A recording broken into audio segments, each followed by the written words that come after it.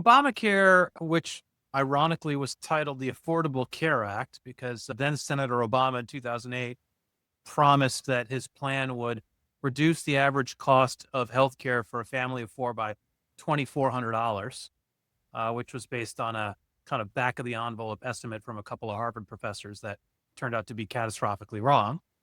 The fundamental design of Obamacare was flawed. Now, this is not to say that we shouldn't strive to ensure that every American has affordable health insurance. Other countries have solved this problem, and it's not just the single payer countries, by the way. If you look at Switzerland, Germany, the Netherlands, Ireland, Singapore, there are a bunch of countries out there that have achieved universal coverage using much more of a free market or private sector led model. So it doesn't have to be a government run approach to get to universal coverage. It's just that the way we've done things in the US has been clunky from World War II to today. It's 80 years of policy mistakes, basically. And Obamacare fixed some things, but made other things worse. And in particular, it relied on what was famously called by MIT economist Jonathan Gruber the three-legged stool. And the three-legged stool was, we're going to lard health insurance with all these mandates and regulations and requirements in terms of what it has to cover in the financial structure of the payouts for the insurance products, so that it's much more generous coverage. We know that more generous coverage means the premiums have to go up because there's no such thing as a free lunch. And so we'll subsidize the cost of the coverage, and we'll also force everyone to buy it. That was the theory of the three-legged stool. And it sounds great as a metaphor. The problem is, what if the different legs of the stool are of different lengths? Imagine sitting on a stool where each leg of the three-legged stool has a different length to it, right? So that's not really going to be an easy stool to sit on. And so unless those three legs, the regulations, the subsidies, and the mandates are economically exquisitely balanced like a Swiss watch, you're going to fall off the stool.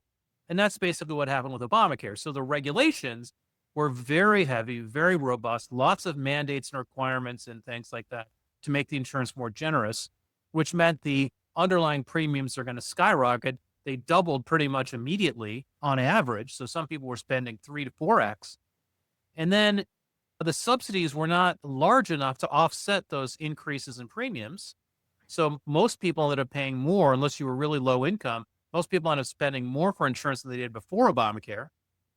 And then the mandate, the penalty for not signing up for insurance was actually not very large, and there were lots of exceptions to it and loopholes. So basically, you didn't really have to buy Obamacare if you didn't want to. The subsidies didn't compensate for the premium hikes that most people experienced. And so the end result was it heavily subsidized coverage for low-income people. They signed up. But for people who didn't get enough of a subsidy, they didn't sign up. And it was pretty mathematical. It's like homo economicus. Like the people who got a lot of subsidies so that their net insurance costs were cheaper, they signed on. The people whose net insurance costs went way up, they didn't sign up. And the people that didn't sign on were typically people who are either young or healthy, or let's call it middle class. So they made too much money to get enough of a subsidy. So that's what happened to Obamacare early on. And here we are now, we're in our 11th year of Obamacare coming up. And what's happened? Premiums have gone up every year, and more people are dropping out because the subsidies aren't keeping up with the premium hikes. And so one of the things that's happened is during COVID, under President Biden, Congress, which was then Democratic for a bit, passed a temporary enhancement in the subsidy formula so that a lot more people were eligible for subsidies than were before. It used to be, it was capped for a family of four at about like 60K annual income, and it went up to 90 to 110K, something like that. So the increase in the income bracket that you could be in and then qualify for subsidies meant a lot more people enrolled in Obamacare in the kind of post-COVID period from, let's call it 2021 to 2025. But those enhanced subsidies expire this year, at the end of the year. And once they go away, it'll snap back to the old original Obamacare formula. And as I mentioned, the increase in the premiums has not kept, the increase in the subsidies has not kept up with the increase in the premiums. So a lot of people are going to drop out of Obamacare. But who's going to stay on?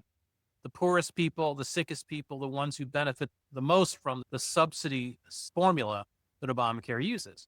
So that's going to lead to premium hikes.